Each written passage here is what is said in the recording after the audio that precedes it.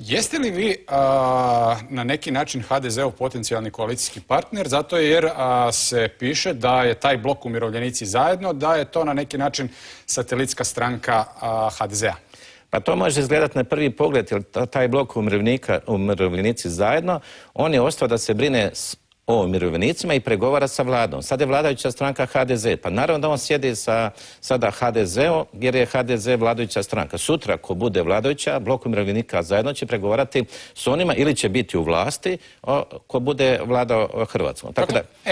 Možete li ovdje izravno reći da li vi favorizirate u budućoj vladi HDZ ili SDP kao potencijalno koalicijskog partnera? Ne, apsolutno. Mi nemamo unaprijed nikakav tu stav, a zapravo imamo.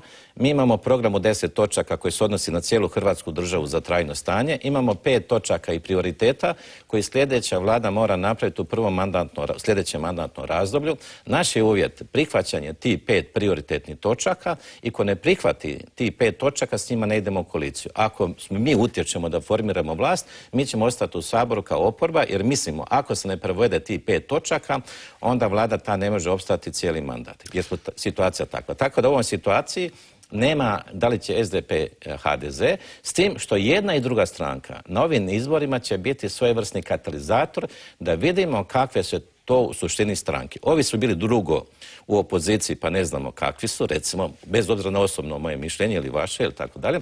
HDZ je sada u velikim previranjima, njima je mogućnost na ovim izborima da promijene svoju sliku kroz programe i kroz ljude. Da li će to uspjeti u jednom dijelu jedna stranka ili drugom druga, pokazat će izbore. Zato je sada neosnovano i neutemeljeno i neodgovorno govoriti s kim koalirate.